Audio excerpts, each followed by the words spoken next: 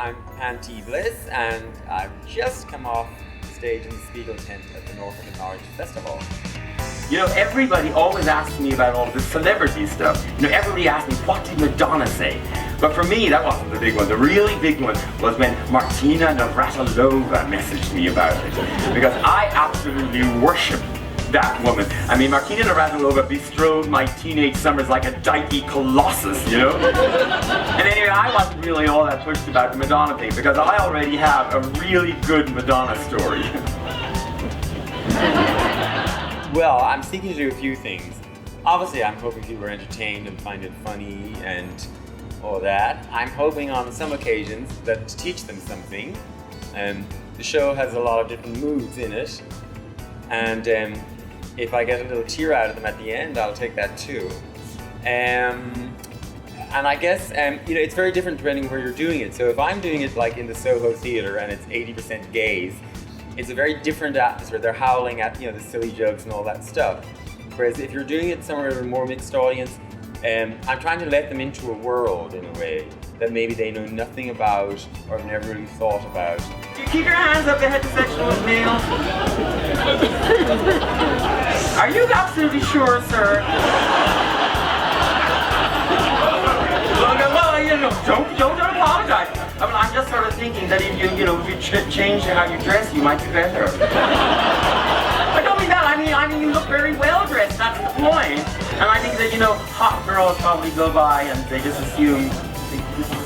I am cautiously optimistic about our referendum on same-sex marriage, which is happening in 2 days' time. I'm cautiously optimistic, but very cautiously optimistic. I mean, the polls are all in our favour, and it's been, you know, a sort of wonderful grassroots campaign.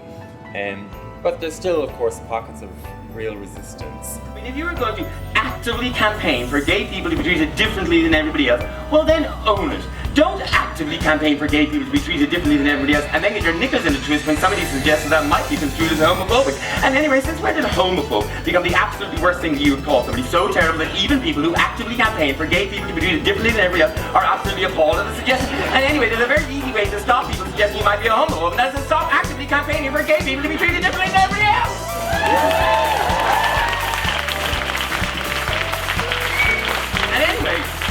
And anyway, homophobe is not the worst thing that you can call somebody.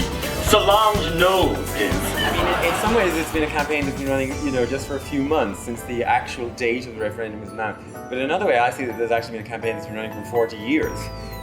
But in the last few months, it's become very intense. And in Ireland at the moment, you know, every radio show, every TV show, every conversation everywhere is about it. And it's actually been very difficult, upsetting at times, because there's a lot of things people are saying, sort of horrible things.